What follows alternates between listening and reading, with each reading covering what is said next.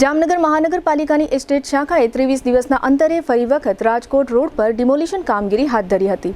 Jamnagar Rajkot road પર ISKCON મંદિર નજીક રેવન્યુ સર્વે નંબર 382ની જમીન આવેલી છે, જે વિશાળ જમીન ભૂતકાળમાં કલેક્ટર તંત્ર દ્વારા જામનગર મહાનગરપાલિકાને શહેરી ગરીબો માટેના આવાસ બનાવવા આપવામાં આવી હતી। અંદાજે 1,20,000 ચોરસ ફૂટ જેટલી આ વિશાળ જમીન પર વર્ષોથી દબાણો ખડકાયેલા હતા, જે પૈકી 6 મોટા દબાણો કોર્પોરેશન દ્વારા ગત તારીખ 3 મેના રોજ હટાવવામાં આવ્યા હતા અને જે તે સમયે કેટલાક દબાણકારોએ 10 દિવસનો સમય માંગ્યો હતો। આથી મહાનગરપાલિકાએ આ ડિમોલિશન કામગીરી જે તે સમયે મોકૂફ રાખી હતી। આ કામગીરી આજે ફરીથી શરૂ કરવામાં આવી હતી। મહાનગરપાલિકાના ડેપ્યુટી ઇજનેર કેતન કટેશિયાના જણાવ્યા પ્રમાણે આ ડિમોલિશન બાદ અહીં આશરે ₹50 કરોડની બજાર કિંમતની જમીન ખુલ્લી થશે।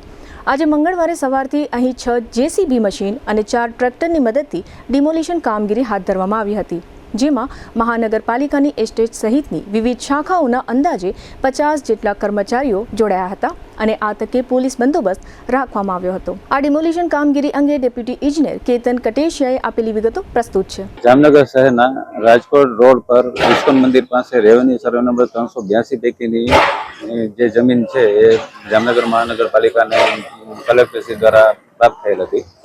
આ જમીન ઉપર અમુક આસામી દ્વારા ગેરકાયદેસર કોમર્શિયલ બાંધકામ કરવામાં આવેલા હતા, જે પૈકી 6 જેટલા બાંધકામો છે તારીખ 3/5/2026ના રોજ જામનગર મહાનગરપાલિકા દ્વારા દૂર કરવામાં આવ્યા હતા।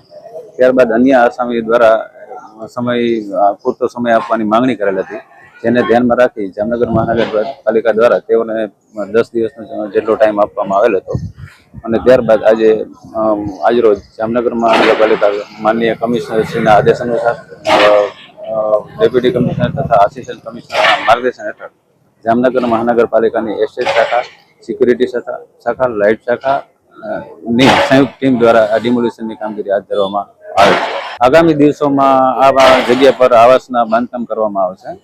આ જગ્યાની કિંમત અંદાજે 50 કરોડ રૂપિયા જેટલી થવા જાય છે અને 23 જેટલા પ્લોટ છે અને 16 જેટલા બાંધકામ છે, જે આજ રોજ એનું ડિમોલિશનની કામગીરી હાથ ધરવામાં આવે છે।